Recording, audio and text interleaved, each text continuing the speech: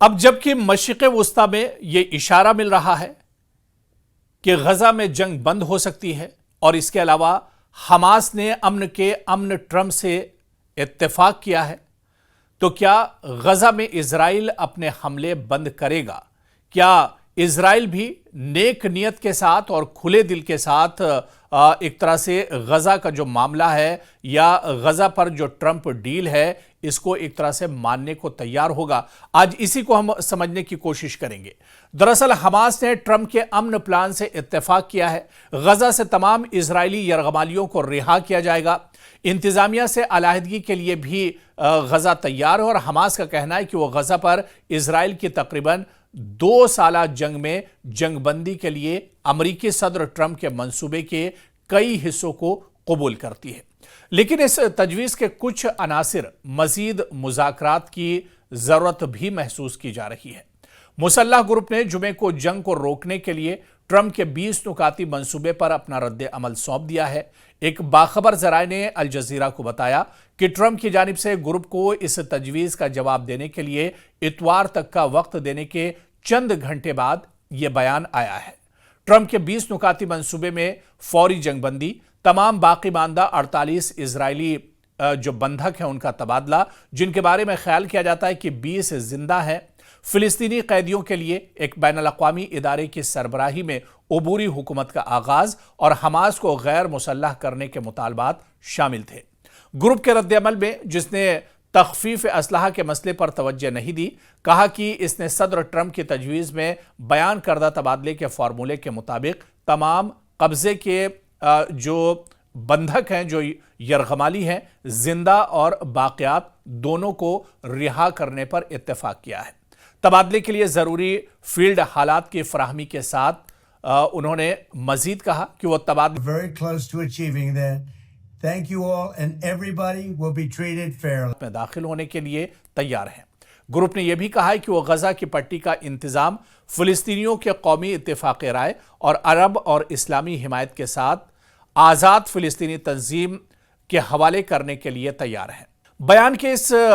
عنصر سے یہ امر سے ظاہر ہوتا ہے کہ حماس جیسے ٹرمپ کے منصوبے کے تحت اقتدار سے دستبردار ہونا پڑے گا، چاہتا ہے کہ غزہ کا انتظام ٹرمپ کے مجوزہ بورڈ آف پیس کے بجائے فلسطینیوں کے ہاتھ میں ہو، ایک بین الاقوامی عبوری حکومت کا ادارہ جس کی نگرانی خود ٹرمپ اور سابق وزیر اعظم ٹونی بلیئر کریں گے۔ اس بات کا اشارہ دیتے ہیں کہ مزید مذاکرات کی ضرورت ہوگی۔ اس نے کہا ہے کہ تجویز کے پہلوؤں کو غزہ کی پٹی کے مستقبل اور فلسطینی عوام کے جائز حقوق سے متعلق متفقہ قومی پوزیشن اور متعلقہ بین الاقوامی قوانین اور قراردادوں کی بنیاد پر فیصلہ کیا جانا چاہیے۔ یہ بیان ٹرمپ کے اپنے ٹروتھ سوشل پلیٹ فارم پر لکھے جانے کے بعد آیا ہے کہ اگر اتوار تک کوئی معاہدہ نہیں ہوا تو پھر تمام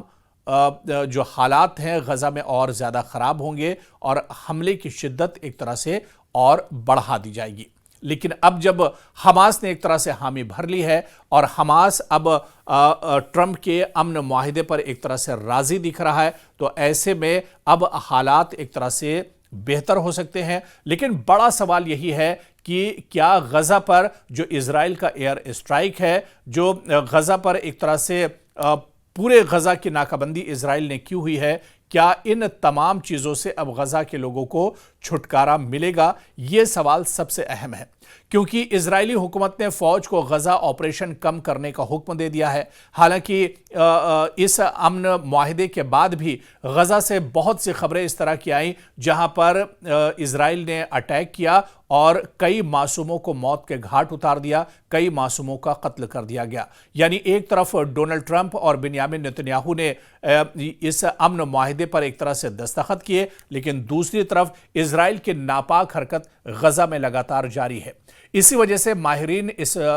بات کو لے کر تشویش ظاہر کر رہے ہیں اور ماہرین کا یہ ماننا ہے کہ کیا اسرائیل پورے طور پر ان حملوں کو روکے گا یا پھر نہیں۔ امریکی ریڈیو کے مطابق اسرائیل حکومت نے اسرائیلی فوج کو حکم دیا ہے کہ وہ غزہ کو فتح کرنے کے لیے آپریشن کو روک دے۔ آرمی ریڈیو کے مطابق جو اسرائیل کی فوج کے زیر انتظام چلنے والا ایک سرکاری ریڈیو نیٹ ورک ہے، آرمی ریڈیو کے فوجی نمائندے